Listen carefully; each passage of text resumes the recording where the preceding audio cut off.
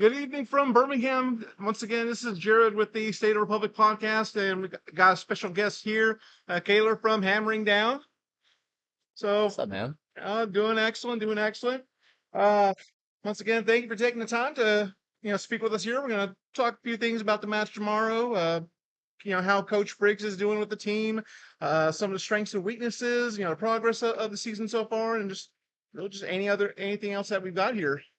Well, I mean, first off, it's great to see you. I've seen you online. We have talked plenty online, but never in person. And this is the first time we're doing so it's definitely awesome. Yeah, I mean, I'm not used to meeting other people in the USL space and me looking up at them. I'm not used to that. So that was a concern. When I saw that I was not the bigger person, it scared me a little bit. Well, just because I'm 6'2" and whatnot, geez. I mean, there's no way you're only 6'2". I am 6'1", and you are towering over me. I don't know. Maybe it's a tall 6'2". I don't know. Maybe it's California numbers. I don't know. But no, Briggs has been different. He is the biggest thing that Legion fans have noticed is media. The previous manager, Tommy Stone, was very closed door to media, did not want to sit down and talk to media, did not want to be involved. I mean, I get it. If my focus was on winning matches, why would I talk to someone who's asking me why I lost the match, right? But Briggs has been very candid, very open. Today, I saw him just about 2 hours before you got here, and he said very candidly, there are people in the locker room right now after training that should be on their toes because their job's not safe next year. Wow, that definitely checks out for Mark Briggs, because I know when he was coaching Sacramento, there was not really much of a filter. He didn't really sugarcoat it. No. Not really known for it. If something was wrong, he would be first one to say, "Hey, we need to address this. We need to sort out a plan." And of course, if things go swimmingly well, he'll let you know about it too. Yeah. So he'll definitely reward the excellent play, and then if something goes amiss, don't expect him to be quiet. Well, that's the thing. It's like he even said it. Legion's most recent match, they lost 4-2. But one of the things that he said was, I told the players to watch the first 29 minutes. It should have been 3-0. He said, you get the early goal from Edwin Lasso that deflects off Ronaldo Damas. That's a little bit lucky. Goal's a goal. Second one, Enzo Martinez missed an open net, essentially, from 6 yards out. No. Second one, Preston's in on goal, one-on-one. Keeper makes a good save. He said if Preston simply looks up and sees that Ronaldo Damas is open in the box with no one around him, instead of taking a second shot, it's 3-0 in the span of like 10 minutes. Instead, Legion then go on to concede one, and a second within 90 seconds, you're down 2-1. And he says if they just simply watch the first 29 minutes, they see a quality team.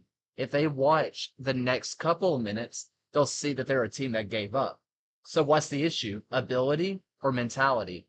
And he's candid. He said that it was good. Despite losing 4-2, there were good performances in there. Yeah. But the whole time it's been mentality's bad. There are players here who do not have a winning mentality, and he's been trying to drag it out of them. And slowly but surely, you're starting to see more of that intensity. The thing they said was grittiness and dirtiness. He wanted this team to be nasty. You're seeing more of it. Well, this is the same Coach Briggs that brought Republic FC from the depths of missing the playoffs for the first time ever in 2021, all the way up to going to the U.S. Open Cup final in 2022. So it's not going to be an overnight process. Never is. But I definitely see Mark Briggs doing great things for Birmingham. Maybe making another deep playoff run this year. It's a little too early to say, but at least a great run with the Jägermeister Cup so far. Yeah, you're sitting tied at the top within the 11, who you play in 2 weeks. Mm-hmm. Whoever wins that is almost certainly 3. So you are trying to get any kind of silverware. But speaking of mentality, that's one thing he said. Against FC Tulsa, which you guys played somewhat recently. Yeah, we played them a couple weeks ago. They're a good team. They are a dirty team. They are... They love to flop. They do that. But Like they get shots on, they frustrate you. They are a team that frustrates everybody. There were players who were like diving for balls and like really doing stuff that we hadn't seen all year. And I asked the question, is it just because it's a cup match? And he looked at me and he said, and that's the issue. Why does it matter? He was like, when you're playing for your job, like every single player in there is, why does it matter if it's a cup match? Yeah, you walked away with silverware. You'll be unemployed next week. And I was just like, fair. And you know that's lately that's been the theme for U.S. sports lately. For example, NBA, New York Knicks, they get the playoffs for the first time in 20 some odd years. They lose the series, team ends up firing them. Yeah. So it's no longer win or get us into the playoffs and your job is safe. It's like if you don't get us the title, we can't guarantee your job, and that's unfortunately it's sounding like what's happening lately, especially in the USL. Yeah, I mean, soccer coaches worldwide are losing their job at a higher rate than ever. Back before, I think I saw the stat that back in the 80s and 90s, a coach would be at a job for an average of 6 years. Wow. The longest tenured coach in the league right now is Bob Lilly at about 6 years. The longest tenure, not the average tenure, the longest. Yeah. I mean, And he's had a great record too. I mean, with amazing. Pittsburgh. I mean, they may have gotten into about maybe quarterfinals or so. I'm not sure. I'll have to pick up more on the Eastern Conference, but he's definitely one of the most legendary coaches in the USL, along with Mark Briggs. I mean, those are the only two coaches that have 100 career wins in the Yep. USL. Yeah, exactly. But I mean, when I'm looking at what we're seeing out of Birmingham and seeing under Briggs, there are players that yeah, Sacramento fans will recognize. Obviously there was Thiago Suarez, who they brought in before Briggs showed up. Yeah. But still Sacramento product.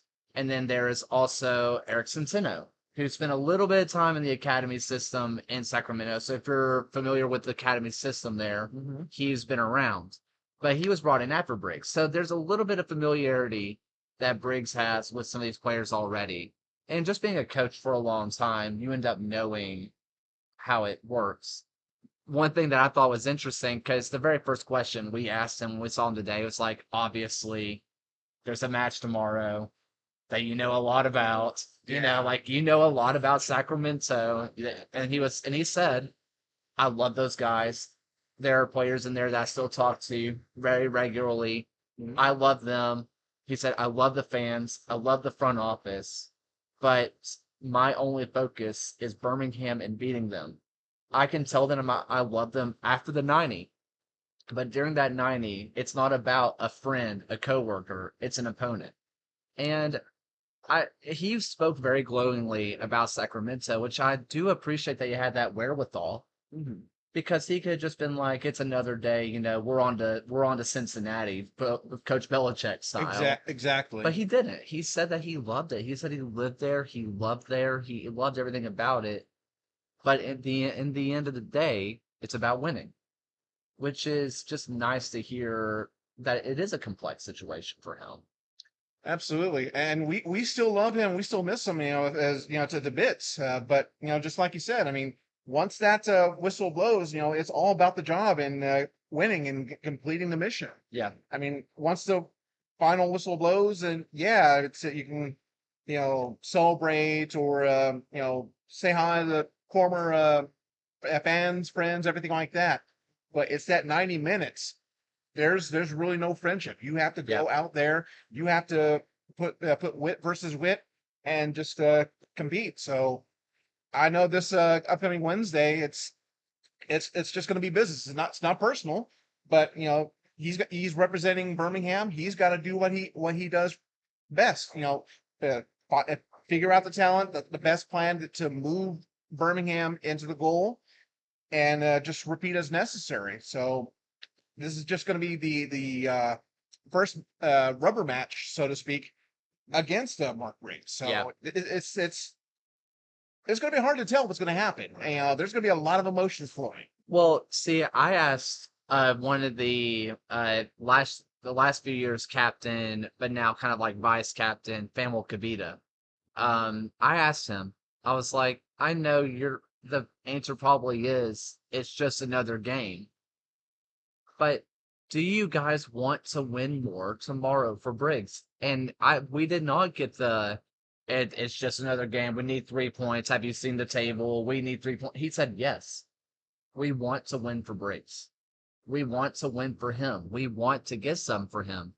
And to speak on Briggs and why he's so loved, he has openly said in like any kind of situation, these post game pressers, that players' jobs are not safe.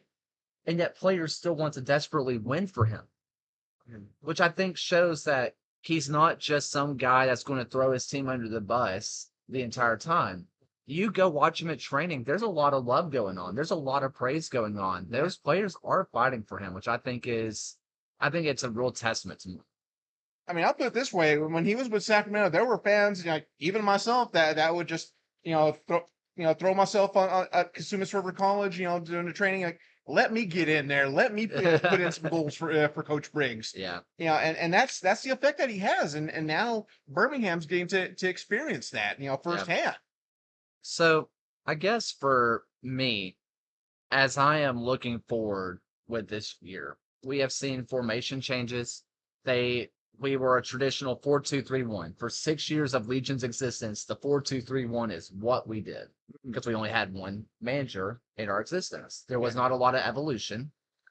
And last week we saw that 3-4-3, that 3-5-2 that you traditionally see with Briggs. You saw a lot more of it. And you can see the guys that fit what he wants to do. And it is early. There's a lot of fans who are going to say, if we don't walk away from these next two matches, Sacramento, who this is not the best version of Sacramento we've ever seen, and Oakland. Yeah, it's Oakland. It's Oakland.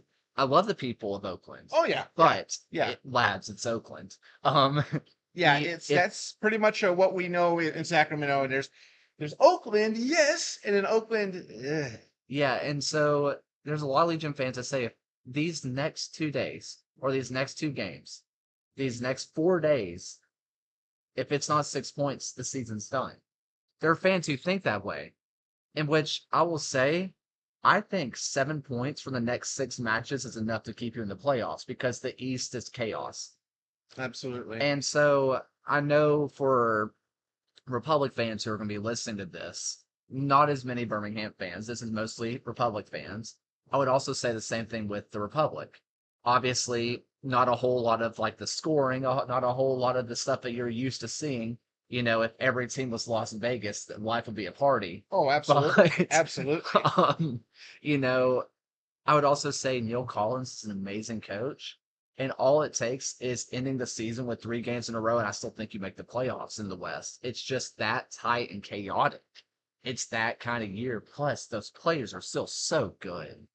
So good. I know we lost a couple players during the offseason. I mean, we obviously over the past couple of years, we've lost players like Keko, Dami Bader, quite a few players. And I'm glad to see that they're playing well with other teams, other leagues. But, this is just the nature of second-tier soccer. You're going to have players that leave for greener pastures, go back home, go overseas, and make a name for themselves there.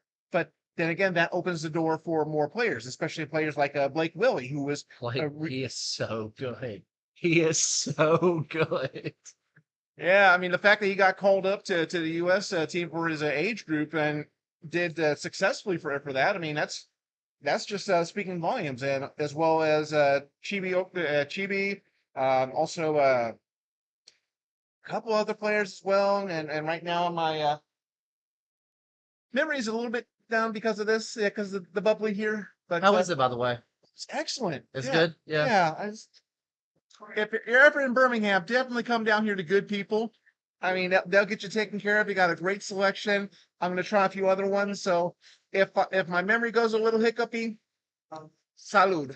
Do we have time for me to tell you a quick snake handler story? Absolutely. So what he has is snake handler.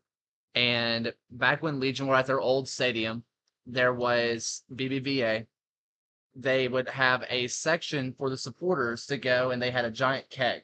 And normally it was just like Coors and maybe the Muchacho, which is also on tap here, lower alcohol levels.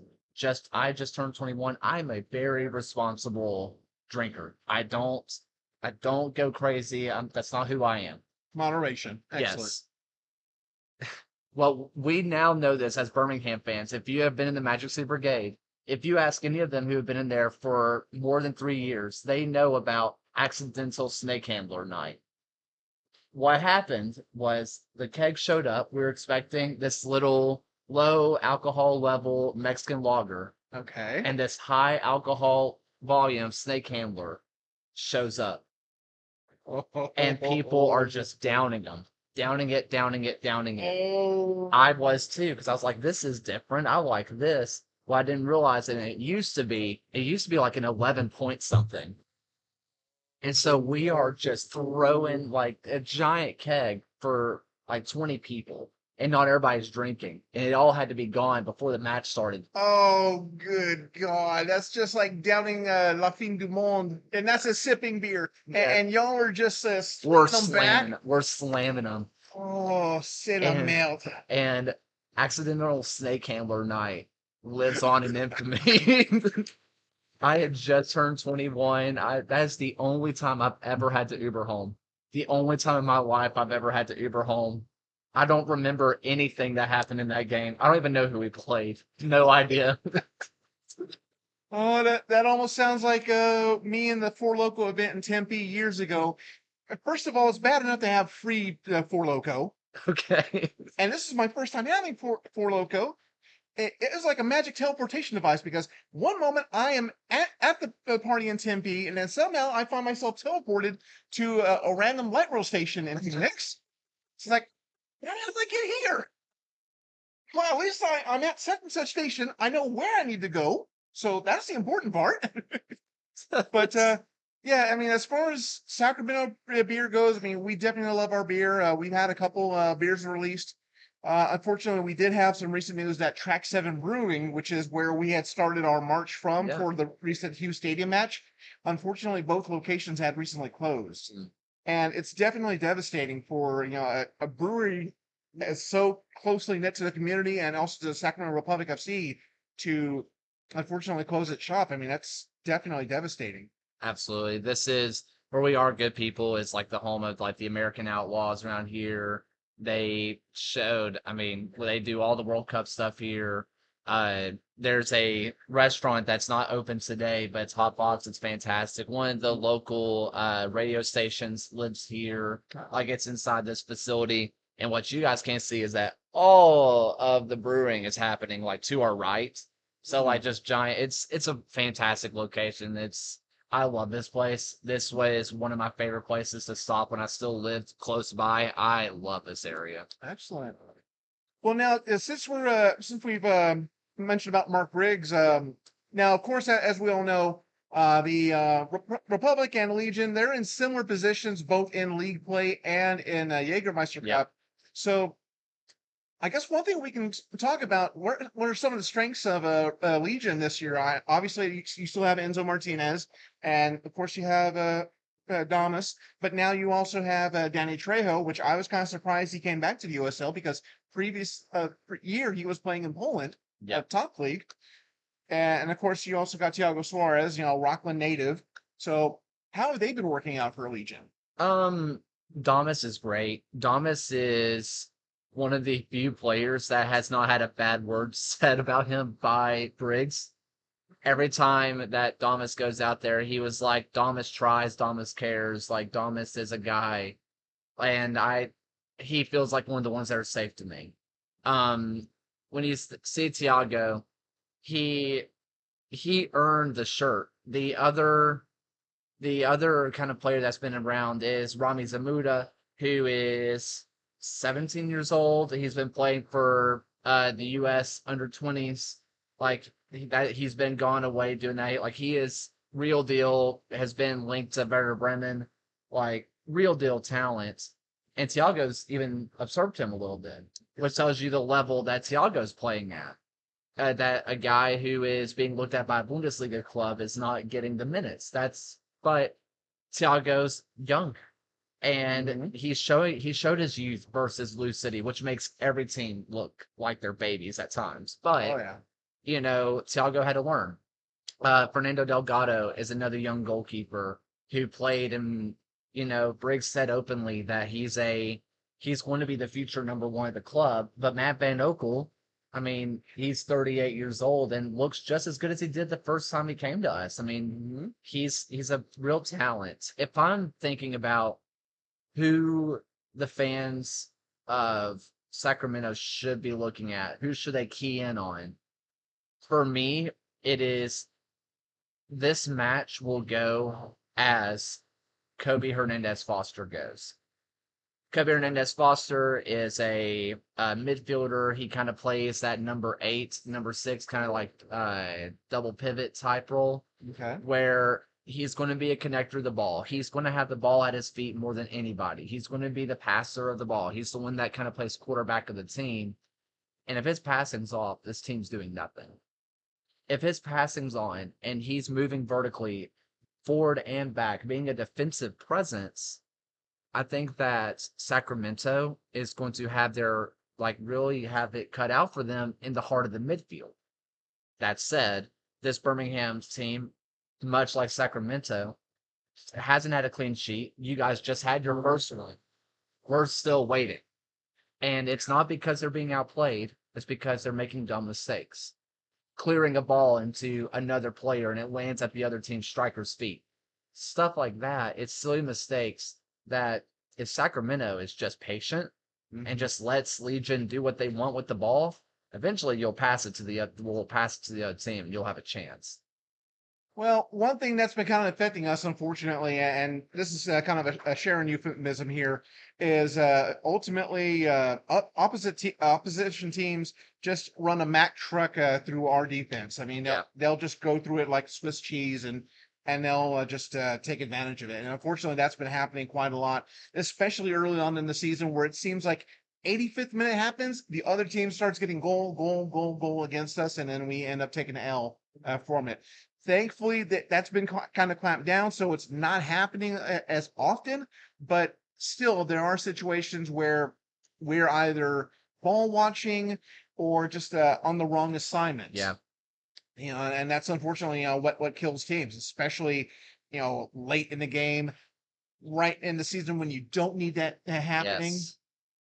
But as far as Birmingham, I mean, it was definitely tragic to get the first goal and then ends up collapsing 4-2. I mean, we've seen our share of collapses as well, but it seems like one other club, Phoenix, seems to escalate our collapses and make theirs even worse. I mean, I had to get the Phoenix thing in there, just a little. Well, of course, especially since I'm going to be in Sacramento to watch Republic FC beat Phoenix in September. So go say hi to him. Go say hi to him. Absolutely. Do it. We got stickers and Texas beer. Speaking of which, I have a for you, sir. For me. Absolutely. And I'm praying that they made it. So here, I have a 9-pack. We don't do 6s around here. We do 9s. 9s? I've never heard of a 9-pack. So first of all, we have Shinerbach. Okay. So that is a good standard from. Love that. Also have Revolver Brewing Blood and Honey, which interesting. Which it is basically it's a blood orange peel, honey and spices. One of the cans, unfortunately, did take a hit back in Texas, so I had to make do with that one, and I can tell you it does taste excellent. Okay. And then third, and personally, I'm in the amber ale, but you may want to try Dallas Blonde. Look at this. If you're, I'm just going to shamelessly plug way fast. Tonight we go live with the USL show. I will be having the Blood and Honey live on episode. So if you want my first reactions, it will be happening live. Speaking of the USL show, Rian actually had a question. He wanted to know, what is your favorite memory of the USL show that you participated in? Rian is a wonderful human, by the way. Oh yeah, he's Just amazing, lovely. amazing. Um, oh, my favorite memory. There's been a lot of good ones. Just I'm just kind of thinking through it. One of my favorite interviews was one of the first ones that I was a part of, which was Devin Amumensa from Detroit City. And he was just coming off a ACL tear. He was playing really well, got hurt. And we had Michael Bryant, who's still a center back out there, slid into our DMs and was like ask him how his cornhole game was. And I was like, okay. So I kind of bring it up, and like he starts dying laughing. This is how we get into the most interesting part of the episode was the 10 minutes that Mensa, professional soccer player, could be talking about soccer, most passionately spoke about how he and Bryant ran cornhole in the Detroit City locker rooms. Like no one even wanted to play them anymore because they were just like taking money and just like beating everybody so bad. Um, some of those stuff was when I wasn't able to make it out there, but the trip out to Oakland for the Sacramento match, we were able to get John Morrissey, Phil Bakke out there. I was supposed to be there, but I got stuck in the airport for 48 hours. Didn't even get to fly, nothing. And the entire time, in hindsight, it's a hilarious memory that I am stuck in the Atlanta airport. I'm waiting in line. I'm sleeping in tarmacs. Like I'm doing the whole thing. Meanwhile, I'm getting texts from the guys. They're just like, Oakland is so cool. Oakland is so awesome. And in hindsight, it's hilarious now. And it's always fun seeing how big things have kind of gotten. Just because people will stop me if I go to somewhere else and we're like, we were listening to this episode and you did this. I'm like, oh my God, people listen. What? I that doesn't make sense. Why would people do that? Yeah, I mean, it probably is just regional bias on our end, but it seems like, yeah, along with that situation, it seems like Oakland is cursed with us because I still remember when we were going to go to the first match in Oakland Yeah. against Republic FC, perfectly scheduled, everything like that. I flew in from Phoenix, and of course, getting out of SFO, the Clipper card, which is a multi-agency transit card Okay. that you can use for practically any transit agency in the San Francisco Bay Area, would not work for me for getting out of SFO. The card would not work. I ended up calling their customer service, and their only suggestion was go ahead and buy another card, which thankfully I did. By the time I get checked into my hotel in San Francisco, hauled ass over to Oakland, on the BARTs, and then we get over there. We have this, pre-game tailgate and everything like that. Luis actually goes into the stadium, and he suddenly says, "Hey, what's going on with the match?" And we're also wondering that as well. Turns out that they had postponed the match because of dangerous conditions. I forgot about that. With the pitch all torn up. Yeah, Yeah. and he was actually in there, so he got pictures of the turf. And I kid you not, this looked something like out of a Lowe's or a Home Depot section where you can do grass. Like we have this splotch, we have this splotch, and this My splotch. my favorite thing that came out from that, because I saw the picture, people took the splotches and made it the mosaic of their logo, like the underneath, and that was so funny. Yeah, and there was apparently a legend. I don't know how true it is, but the legend goes that originally this was the turf that was being used by Rayo OKC out in Oklahoma City. Somehow the owner, before the organization folded, he stole the turf squares. I don't know how true that is, but you know, USL urban legends. That's the best way you can put it. Oh, the amount of just USL urban legends that are out there, the amount of them that just kind of get dropped into emails and DMs. I'm just like, I don't know what to do with this. I what do you make of what's happening? To like okay, everything's fine. Yeah, I I think just being around the league for a long time, you meet a lot of cool people, and you just get to like if it wasn't for like hammering down in the USL show, like you and I aren't talking. Yeah. And that's so crazy to think about. Hmm. Social media can be good, people. It can be good. Don't bully people. but it can be good. It's a tool for good, not for evil. Which Nicholas Murray, let me talk to you right here, pal. Oh, I love Nicholas. Let me just throw that out there. he's awesome. I love him. He has been, every time I've ever gotten a haircut, he is on me. I get a haircut and he'll like put it into a chat, just being like what happened to his hair? Where's his hair? Like what's going on? It's like the only thing worse than whatever we're talking about is Kaylor's hairline, and I'm like, Nicholas, leave me alone. Which you getting thrown under the bus by Nicholas Murray on a live chat is up there. That is certainly up there for just experiences to have. I don't know if I'm gonna end if I'll ever have that happen or anything like that. But then again, with Discord, anything is possible. Discord is a magical place. It's awesome. Yeah, just don't mention Greg Weed. That. Oh wait, that's the other USL server. Yeah. Every now and then I venture over there and I'm like, I have no idea what's going on. I'll leave. I'm out. Yeah. Nothing against them. Like it's a huge server and I could not imagine doing any kind of maintenance on that. But I walk in there and I'm like, I have this is chaos. I'm It's just like that toddler meme, just kind of walking in, turning around, yeah, going right back out. So I totally agree. There's definitely some moments like that in that other server. yeah. It's fine. It's okay. All right. Well, I guess one thing we can do here is predictions, just like how we've had on podcast Chicken Winter Dinner. Now, on this most recent episode, I've already said that, and once again, I'm being biased here, but I see Republic FC winning 2-1. What do you see the score being? I live in the world of I refuse to pick draws because that's boring. I am the worst gambler known to man because I refuse to pick draws. Sir, you didn't lose $220 to Las Vegas Lights FC. That's me right here in Las Vegas. Oh no. Yeah, Sharon Lewis. I mean, everybody on the podcast knows a couple years ago, I slapped down $220 in Las Vegas for Republic FC to win, and we end up losing. This was back in 2022 because I also ended up putting maybe $40 on us to win the U.S. Open Cup, and we ended up lost.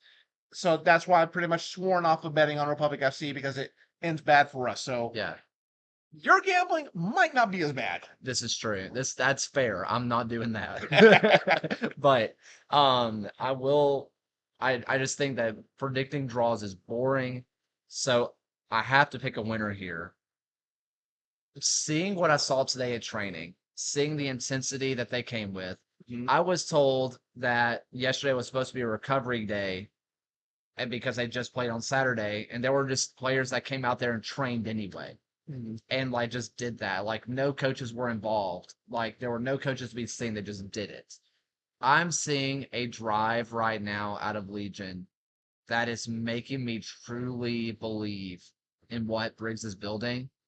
And hearing what the players have said about wanting to win for him, it's bigger than them now. They don't care about winning for them. They want to win for him. I think this is going to be I won't call it a thriller. I think this is 3-2 win for the Birmingham Legion. Yeah, that's definitely possible, and especially with Briggs, going up against his former team. He still, still loves Republic fans, the players and everything like that. But this is the first match that he's got something to prove against his old team. So I could see that happening. I mean, obviously, I would like for us to win, but really, it's up to the players and, of course, some referees, which we're still trying to get the pro refs to release the assignments fairly soon if they haven't already, since they didn't last week. But we'll see. Ultimately, it's going to be up to the refs, and even more so, which team wants it more. Yeah. So it's going to be an interesting watch. So once again, for those in Sacramento that are watching it, you can watch it on fox40.com through the Fox 40 Plus app. If you have a Roku, Fire Stick, or Apple TV, or on the smart TV or Xbox browser, you just pull it right up there. There's usually no geocache, no geo fencing, I should say. And then for those in Birmingham, you can also watch it on ESPN Plus and also locally. Yep. On My 68 for us. I will say this for Sacramento fans. If you're someone who is like getting geo locked out of something to watch it local, Support your local commentators, of course. Mhm. But I will tell you, I do believe that Legion's broadcasting team is the best in the country. I am harsh on broadcasting teams. I think that Blake Gardner is the best of the best. He commentates on a lot of things, a lot of sports. He's very knowledgeable, very smart. And the other broadcaster is one of the guys who started the Hammers, which turned into the Legion. So he's been someone who's seen it from the very beginning. Very, very good job, especially on a home broadcast, to be very unbiased, in my opinion. Okay. So I think that they are some of the best in the league. So if you end up watching on ESPN Plus, which means you're a Birmingham commentary crew, I think you'll enjoy your experience. It's not the Tulsa experience, I promise. Oh, believe me, Oklahoma soccer, and believe me, I love Oklahoma. I'm Native American. My people are from Northeast Oklahoma, or should I say, the state of Tahlequah. But Oklahoma has not had the greatest of luck as far as broadcasting. Some of you that watched the USL from 2014, 2015 know the YouTube days, especially any team that happens to play in Oklahoma City against the OKC Energy. You know the feed is crap. You know it's horrible. But then again, nowadays with Vista World Link, you kind of wish for the days of YouTube again. But it's I don't know. Tampa, folks in Tampa, maybe take a break from the Penthouse Club and work on a better video production crew, and then we'll start talking. But I think after that, do you have any last words? Anything left to say? First off, thank you for watching. Like, subscribe, do the whole thing. Go to their Instagram page, follow the escapades, see what's going on. And yeah, I just appreciate you talking to me and having a good time. I just love talking ball. So this has been a blast for me. Yeah, this has definitely been an honor. I mean, so far it's definitely the highlights. I know that tomorrow's the match, but this has definitely been a great time so far. Even with the rain and the humidity, feeling all sorts of walking around. But once again, be sure to like and follow Hammering Down Podcast. He a lot of great work. Over the years. Covering. Uh, covering the Legion, covering other teams that come through. Definitely one of the bigger podcasts around here, and also USL Tactics. Who doesn't love USL show? I mean, other than maybe MLS fans, I don't know. But then again, there's something wrong with them to begin with. But but nonetheless, definitely follow both State of Republic and Hammering Down. Both great podcasts for their conference, and of course once in a while, we kind of intermingle here, just like we're doing right now. Just like right now. Yeah, exactly. Definitely like, follow, and then tomorrow, once again, Republic FC versus Legion. It's going down. So once again, thank you very much for joining us here at State of Republic Podcast, and in a sense as well, at Hammering Down. Be sure to tune in and partake responsibly. Hammer down.